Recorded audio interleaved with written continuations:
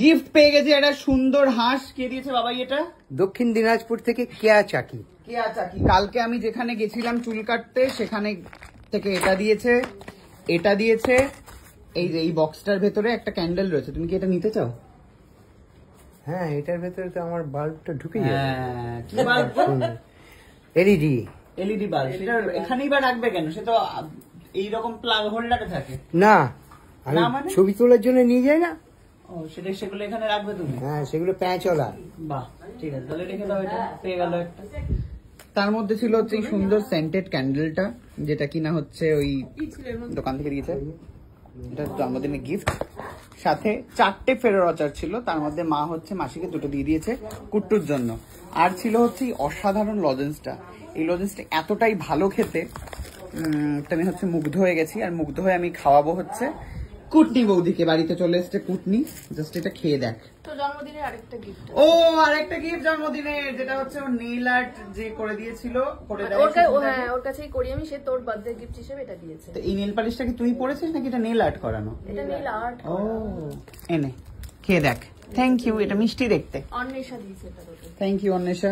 লু আর আমি। হ্যাঁ, খা খেয়ে দেখ, তাড়াতাড়ি বল কেমন খেতে। গুঁড়ো পড়বে, গুঁড়ো পড়ে ঠেলে নে। ও, এই হাঁসটার সাথে আরেকটা জিনিস ছিল বাই দ্য ওয়ে, সেটা হচ্ছে এই গণেশ, যেটা কিনা গাড়িতে লাগানোর জন্য। ওকে, বাড়িতে এসছে কুটনি প্রো শাশুড়ি।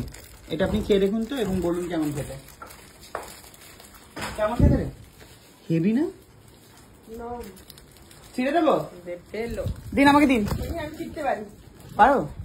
বাবা, প্রো এমনি কি নাম দেওয়া হয়েছে প্রো? প্রপার ছিঁড়েতে কিন্তু ভাই, প্রপার টেকনিক আছে। কুটনি প্রোকে কি খেতে দেবে? আমাদের বাড়িতে তো আবার কোনো খাওয়ার থাকে না মা। কেক খাবে, মিষ্টি খাবে। আপনি আমাকে সেই খাবার খাইয়েছিলেন বলে সেই প্রতিশোধ না, কি বলে, প্রতিশোধ না, প্রতিদান স্বরূপকে, প্রতিদান তো নয়, প্রতিদান স্বরূপকে আপনি সেই কাজু কিশমিশ খাবেন? হ্যাঁ, শোধবোধ স্বরূপ কি আপনি এটা খাবেন? না, তোমার কেক আছে, খাও কে বলো? জন্মদিনের কেক আছে।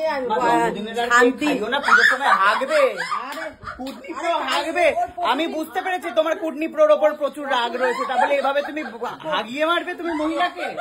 পরশুদিন যেটা দিয়ে গেল কেকটা কাটলে এখানে সেই বড় চকলেট কেকটা দিল না, খাইও না।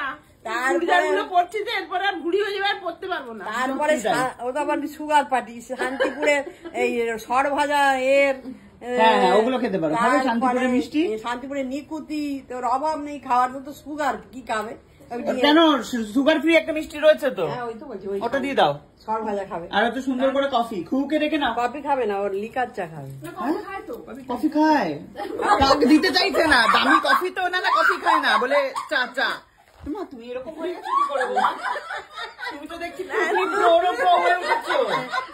হ্যাঁ, তুমি তো এরকম ছিলে না। ওটা না, কফি খায় না, চা। এটা আবার কি? দুধও দেবে না?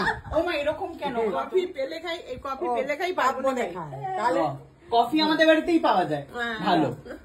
ও মা, তুমি চা খাইয়েই বাড়ি পাঠি? কোথায় চলে যাচ্ছে এখন? খুকু ঘুমালে হবে না, ঘুমালে পাড়ার জোরালো করলে হবে না, ওকে ওটাতে হবে।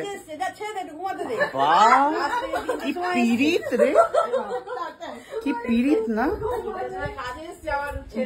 খুকু ঘুমাবে বলে মা খুকুকে এখন ডাকবে না, এই পিরিত আমাদের বাড়িতেই দেখতে পাওয়া যায় খুকুর প্রতি। অথচ কুটনি প্রো শাশুড়ি 9 মাসে 6 মাসে একবার আসলে তাকে হ্যাঁ লিকার চা খেয়ে বলে বাড়ি পাঠিয়ে দেওয়া হয়। বুঝতে পারছেন দর্শক? হয়ে উঠেছে। দিদি কিছু মনে করবেন না দিদি, আমার মা একটুখানি বয়স হয়েছে তো, সবাই হাসছে। কি রে বাবা, কি অদ্ভুত। যাই হোক, কুকু আর ফোন ধরছে না, কুকু বুঝেই গেছে ভাই ফোন করছে এই সময়, মানে হচ্ছে কফির জন্য ডাকছে। এখন আর ফোন ধরবে না। Okay bye, thank you.